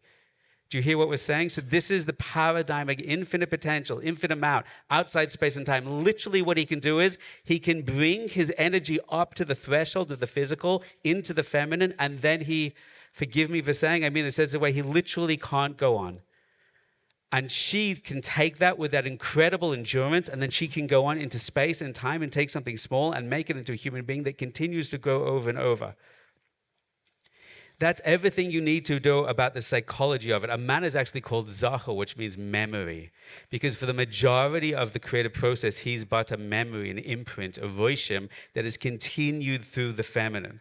But the woman does everything to manifest that, to draw that into space and time, to take from the spiritual into the physical world. If you want to understand the depth of this, look at the Hebrew word for father and mother. The Hebrew word for father is, oh, that's tough. Boo. The Hebrew word for father is Av. Third take. The Hebrew word for father is Av. And the Hebrew word for mother is, anyone know this? Aim. Look at literally the Hebrew word for father. Everything I'm teaching you is embedded in the words. The word father is Aleph in the bet. Aleph represents 1, singular moment, masculine. Outside spent the Alufei Shel Olam, it means the transcendent divine source. And he takes that seed, that aleph, that singular transcendent, and puts it in the base. Base is a code word in the Talmud for a woman. The Hebrew word base is literally bias, house. The Kabbalists in the Talmud would call their wife the house. And what that means is that the wife is the vessel, the house.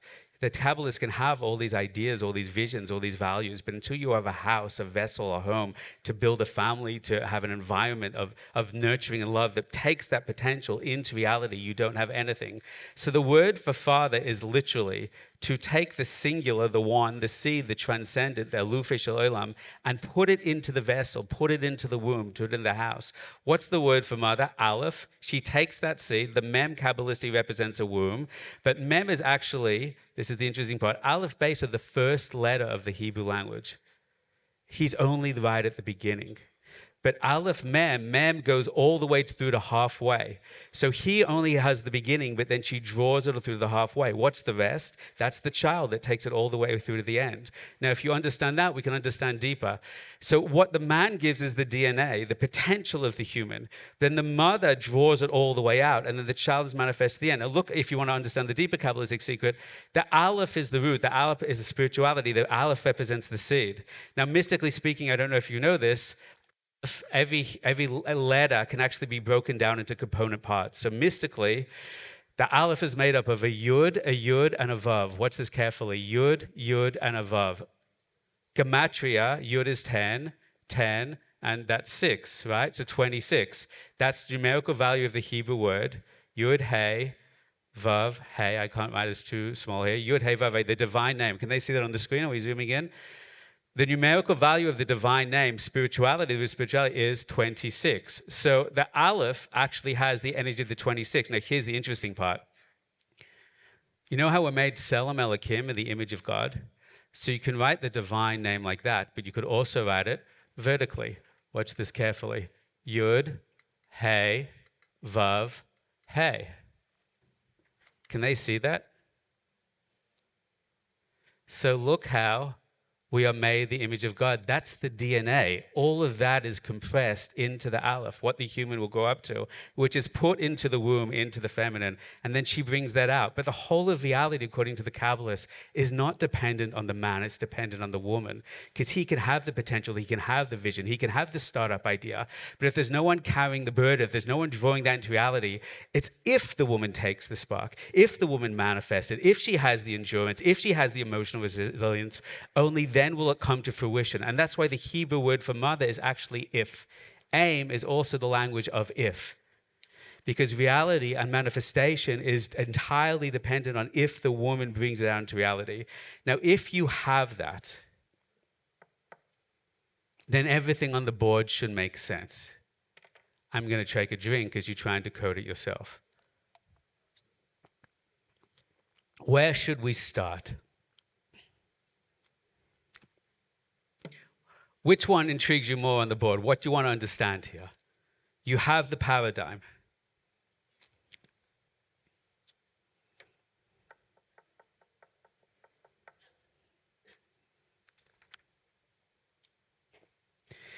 The Torah says, Lo tov hiyosa adam levadai. It is not good for man to be alone. Why? Because he gets bored? Doesn't know how to wash the dishes? What's the Torah teaching at the beginning of creation? It's not good for there to be potential that isn't manifest. Do you ever feel in your life that you have such a great light of potential to do so many things and you can never quite live up to it?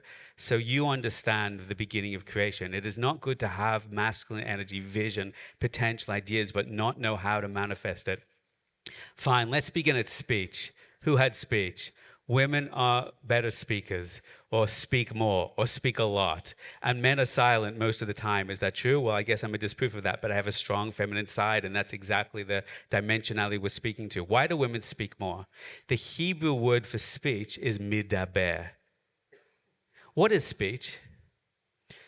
Speech is the manifestation and revelation into the external world of the singular idea that you can feel hidden in your inner world, in your mind and heart, right? I sense something that I know is true.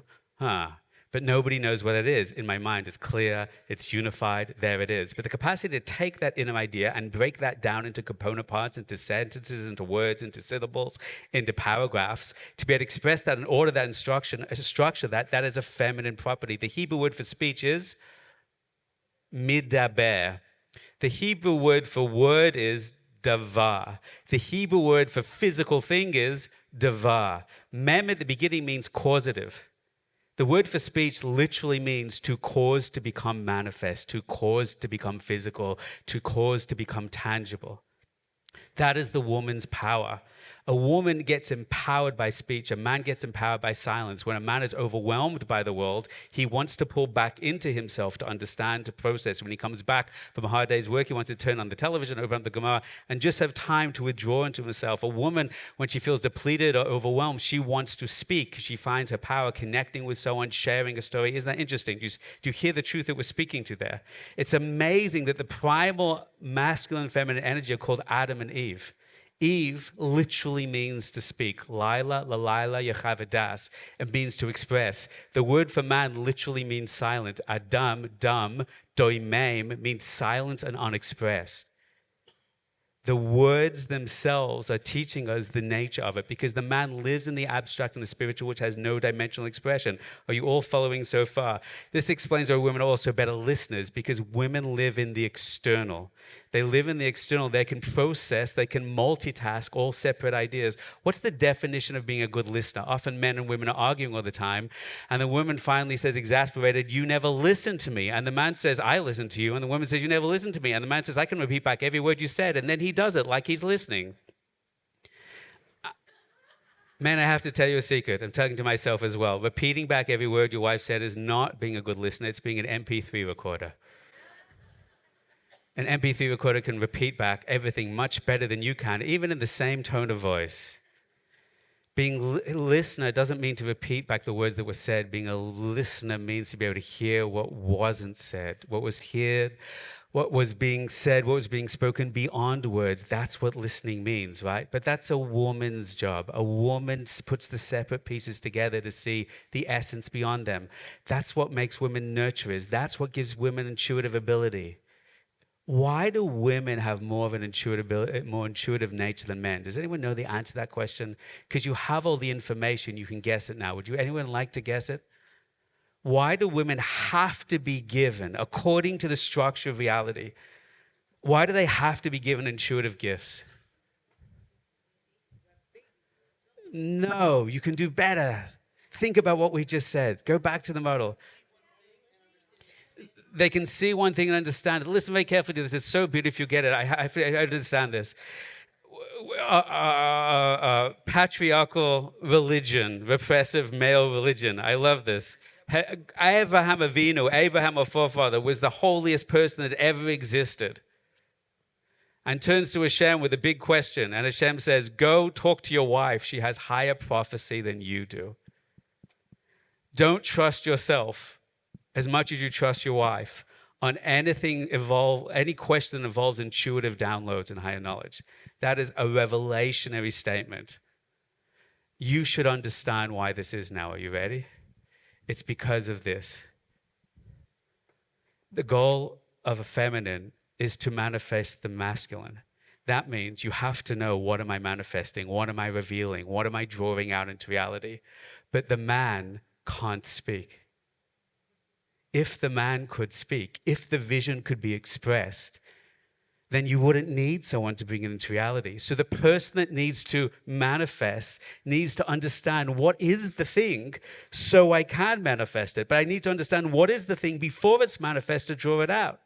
So halakhically, if your wife says, "Don't do business with this person," you have to listen to your wife, because your wife has an ability to see what is there before you manifest it. Because if the man can manifest it, then you wouldn't need the wife at all. Do you understand that? Her ability to manifest the unexpressed potential demands that she can perceive what is the potential before it's manifest. That's amazing. You get that?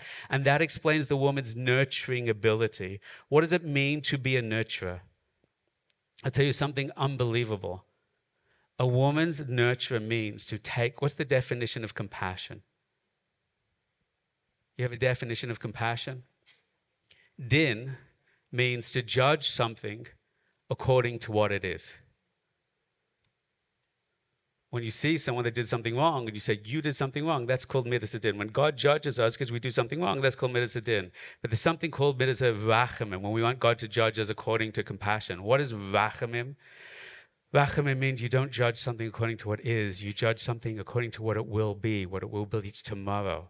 The Hebrew word for, sorry guys, you're going to have to run. The Hebrew word for rachamim is, you know how to spell this? Rachamim. The root of the word rachamim is the word for womb. Womb. A womb is a place where you give life, where you give energy, where the wife gives her blood. Not for what this thing is. It's a sycophant. It's not contributing anything. But not what it is today, but what it will be tomorrow. The mother by nature, by essence, always looks at the potential. The father in my house says, this kid's annoying, you know, give him a punishment. The wife says, give him another day, he's going to come around. She always sees the potential of the thing, not what it is tomorrow. The Hebrew word for rachamim is the same as the word for womb, rechem. And by the way, if you turn those letters around, you get the word machar, which is tomorrow. To see the potential, what it will be. The woman's nature is to nurture, is to draw out potential. By the way, this leads to a big problem for women everywhere. This is a disease that we'll hear more and more about it in the years to come. It's called FCD, Female Compassion Disorder. Perhaps you're suffering from female compassion disorder. Are you in an abusive relationship and can't get yourself out? It's okay. I believe in him. He's going to get over that anger. He's going to stop doing those other things with women. I believe I want to keep giving him another go. I know many women who are in the worst possible relationships and you can't get them to break up because they keep seeing the potential. It's their gift. It's a beautiful thing, but it's smashing them and their lives to pieces. You will hear what I'm speaking to right now. And you try and tell them again, they won't get up. I've said to this 1,000 times to women, listen, if you really care for this guy, break up with him and become his therapist. At least get money out of this deal. But this is a perfect example of a gift that goes to the dark side and gets used against you, right? Women a lot of times have this issue where they want to ground their men. They want to earth their men. They want to say, stop get out of the clouds and stop with the startup and stop with it. Why can't you be more grounded in earth? And why can't you just be more realistic? And why can't you just be more limited and come down to earth? Every female fantasy in every dimension is always about the knight in shining armor comes into that town. Superman comes out of the clouds. It's always about something supernatural, higher than life, greater, that comes down and saves her from a dark stuff life. The women swoon when something greater comes in, but then they want to trap them and drag them down into reality. That's part of the trap. I read the book of biography of Steve Jobs. There was a classic story like this of one of his first loves that totally fell in love with Steve Jobs, the visionary and the billionaire. And her fantasy she begged him was, can't we just go to France and live in a small cabin in the woods? And that's the ultimate feminine that falls in love with a vampire, with supernatural powers, falls in love with a werewolf, but then he takes away his powers just to be with a wife. That's the ultimate feeling. So a woman loves the greatness of a man, but often wants to trap him, to hold on to him. And it's a very fine art to be a woman, which is to create enough of a vessel and a channel to receive and to ground, but not to kill the nature, the essence of who you really want him to be. The mansplaining is a gift. It's because man wants to understand things and understand models and understand systems. And women, he's finally talking to you, so stop complaining, right? He's finally communicating something. But you want him to be intelligent. You want him to be objective. You want him to guide you when you're overwhelmed. These things go forever. What have I left off here? Why do women want intimacy to have emotion? Why do men focus on the physicality? This is inverse. We've misunderstood this. It's not because men are more physical. It's because men are more spiritual. Why does a woman need to be beautiful? I'm not judging anyone. But why is it an important thing for beauty? I have a whole class on this. It's very deep. I just want to whisper this truth to you. Beauty reads to a man.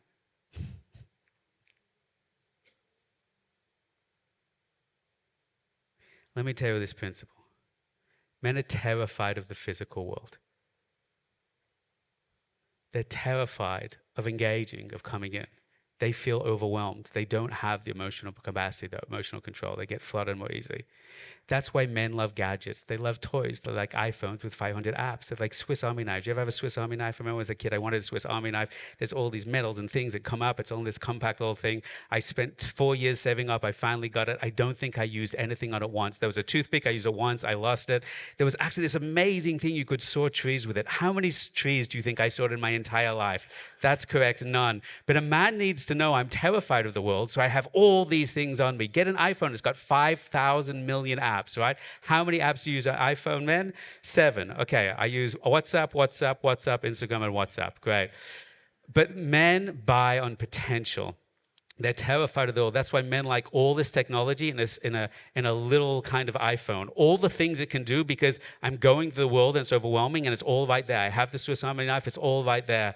Men buy in potential. Potential for them is more real than reality, and they like it compact. Women don't mind it compact. They have a big handbag with 15 compartments for 4,000 generations of stuff, and they like walking around with that.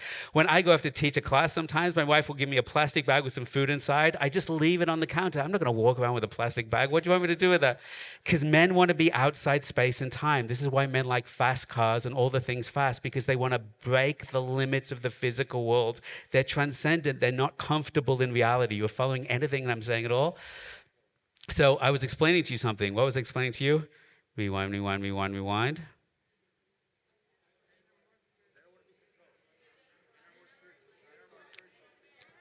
Yeah, I got it. Thank you. Just saying if you had it.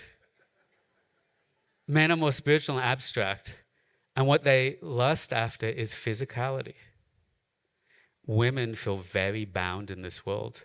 They want to be lifted up to higher connection. There's a term for this in science, when the left part of the brain controls the right part of the body and the right part of the brain controls the left part of the body. So the man, because he doesn't see himself as bound in this world, he really fixates on physicality. It's new for him and fascinating for him, and it overwhelms his senses. Do you know why women have to be beautiful? I'm not saying they have to be beautiful, but it is a big thing for a man, more than for a woman. I'm not saying a woman doesn't want a handsome husband, but it's core for a man. You know why? Because physical beauty, what's the definition scientifically of physical beauty? Symmetry. Physical beauty whispers to the soul of the man, I have ordered the physical world. The woman represents the physical world. I have mastered and made harmony and order of the physical world, so you don't have to be afraid to manifest through me. I can manifest for you. Isn't that amazing? Do you hear the depth of that? The woman feels burdened by reality. She carries the weight of all the manifestation.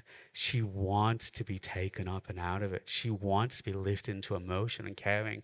Yes, I'm in the physical. Yes, of course I want the pleasure, but tell me you love me. Do you know halachically you're supposed to whisper loving, cherishing words in your wife's ear before intimacy?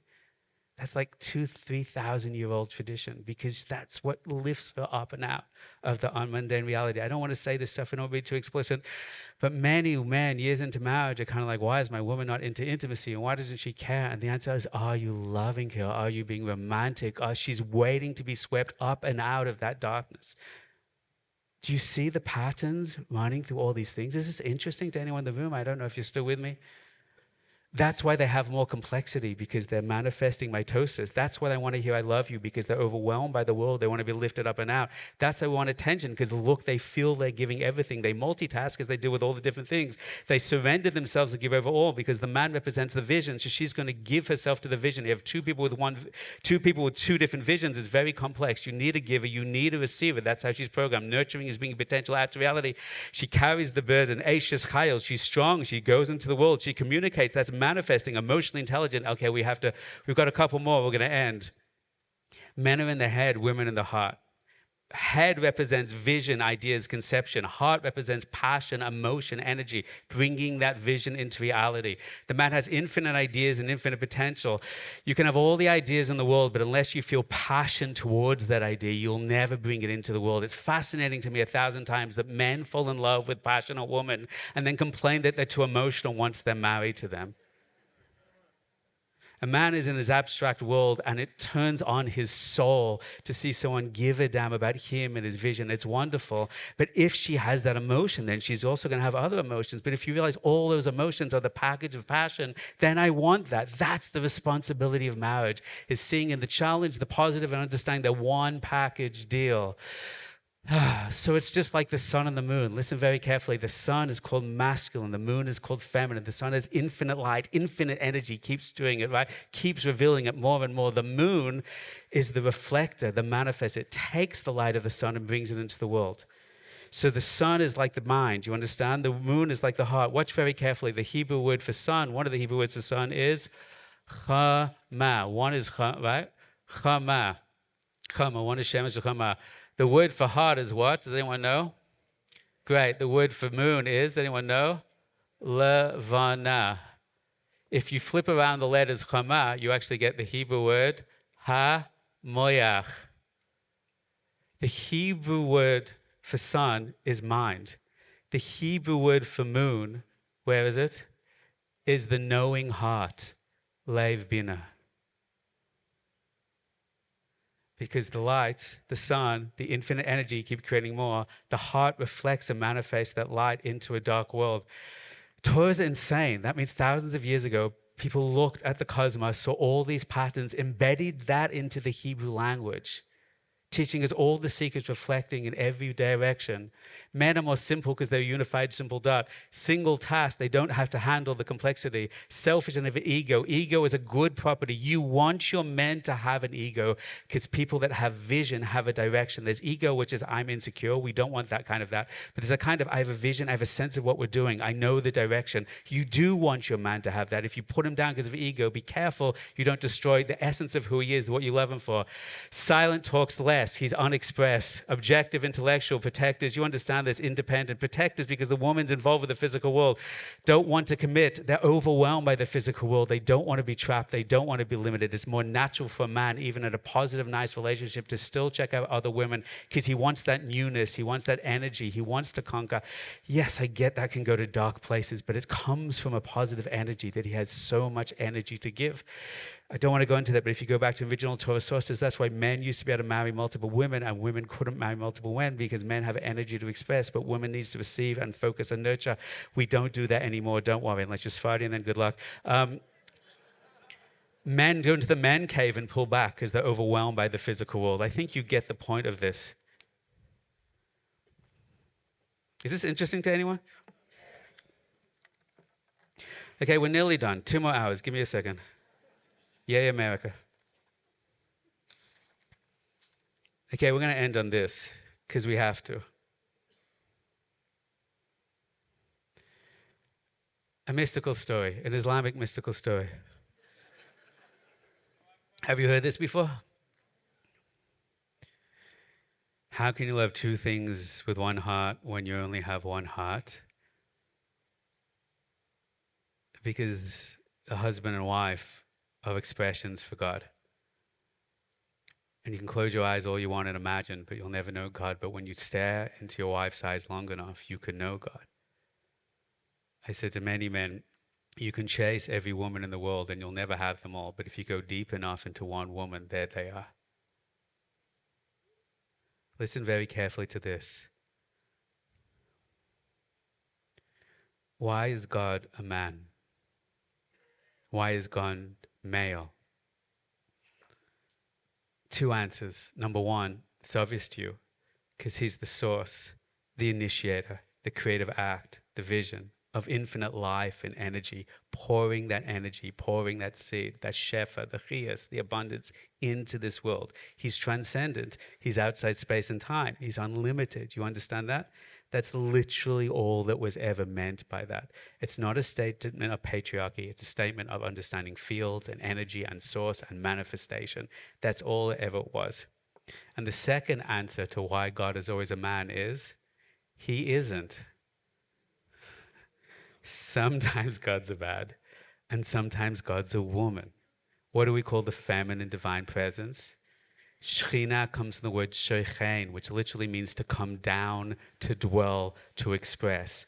When we talk about the abstract root and source of infinite all of reality outside space and time, we talk about the masculine. When we talk about that light being revealed, that light being felt, that light nurturing experience, we talk about the feminine. In every text of our tradition, this is true and obvious. That's why in Shabbos we talk about the Shekhinah, because we feel the blessing. We stop our work and we feel that blessing. The Beit HaMikdash, is a place where we felt that light and energy. That's where the Shekhinah dwells. The Beit HaMikdash, the Beit means bayit, feminine. Mikdash means transcendent. The holy of holies, where the bayit, the feminine, meets the transcendent and the energy floods into our world. This is the secret of Shavuos, my friends. Who is the wife of God? Who is the manifest of divine energy? You. Klal Yisrael, Knesset Yisrael, the gathering of all the separate parts. Matan Torah was that we committed to being Mrs. Hashem. We are the force. God is silent. God also doesn't speak and express, but he is revealed through us. We are a nation of prophets. You know what a prophet does? It has Bin Yitzerah. It looks through the physical and sees the spiritual truth and draws it into reality. We are the base Yisrael, bias, the vessel to receive that. Our job is to see, not with the eyes of flesh, but the soul, and hear the depth of reality and intuitively say, now I know the morals, the ethics, the values, the beauty, the spiritual systems, to draw that into reality. All of Kabbalah. Kabbalah literally means mekabel, feminine, to receive. The wrong answer of why Kabbalah is called Kabbalah is because we received it from a teacher and another teacher, but all of Torah we receive from a teacher. Kabbalah is called Kabbalah because it means you humble yourself to receive the light. It means to receive direct prophecy, direct revelation, to have direct connection to source by turning your heart into a receiver, to draw Hashem's light and energy into this world.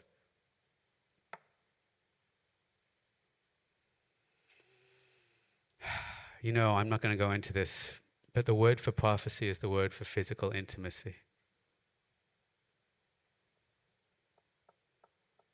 The word for prophecy is the word for physical intimacy. The divine abundance flows through us and into the world. I want you to take these principles home. I want you to start thinking in all your relationships now, and all the relationships you had, who fits into what model. That difficult relationship, how is that playing out? And did it change? And I want you to think in relationships now that you love, that you're committed to. What are some of the most annoying things about that person? And how could it be that that's connected to the things I most love about them? Did you hear that idea? Is Jonathan here? Can you come up on stage for 1 second? You did volunteer. Pick that up for me. Turn this around. Thank you. I was trying to sum up, take this for a second, in one line, everything we've learned and everything that the Torah's message is. Could you write down the word for me, please? What is the Torah's fundamental message on relationships, on love? I was trying to talk about this idea tonight of seeing what the other person is and being their witness. What is their strengths? What is their weaknesses? And realizing that there's something beautiful in that. Realizing that, yes, even in 2025, a man is a sacred thing and a woman is a sacred thing, and they are complementary opposites. And if we can appreciate the difference, then we can find a part of ourselves we never knew we were missing. And that's why I want to sum up, thank you for these beautiful words. A woman without her man is nothing. Thank you. I don't get my American round of applause. Because we've said they're burdened, they're weak, and they're overwhelmed, and we need to save them. No, you didn't like that? Okay. What I want to sum up is that we don't understand Torah, we don't understand our own tradition, we don't understand the fundamental message. It's that Hashem created the world for the woman, for Klal Yisrael, for the receiver. And that we project our modern biases onto the Kabbalistic system and we miss the whole secret and beauty. And it's because we don't know how it works. The lesson is a woman, without her, man is nothing. Because man can have all the light and all the vision and all the possibility, but if there's no force to manifest that, how will it ever be known? You know, that's the Kabbalistic secret of why Hashem created the world. It literally says that he had all the light, but he wanted his essence to be known in the lower world. Each of you in every relationship are the manifester of the other. And you can only give to another. My rabbi told me the simple secret that will end on that the secret of all relationships is covered to honor another. Not just honor by putting down your jacket over a puddle, but you can only honor something that you can truly know, truly witness, truly see. When you see that they truly complete you, they truly give you something you never knew were missing, and all that craziness, the women are so crazy, it's because they're dealing with a burden of complexity. And when you start to say that, you just want to drop to your knees and say, thank you for completing me. You complete me. Hashem says to us, we complete him. Thank you. Women, grateful. You want to put grateful on the board? I give you a blessing that you should all know true love in your life, that you should have deep patience and compassion with each other, that you should find things you never knew are missing in the other. And you should live a life of holies and songs of songs and be a gateway for Mashiach to bring all the potential all into reality, to be mizavek zevugim, to find potential in others and light in others and drag it kicking and screaming into this world so we could all come back to the Beit HaMikdash, the house, the vessel, the kli of transformation, of transcendence. And that is the world I want to live in. Thank you, Miami. I appreciate you very much.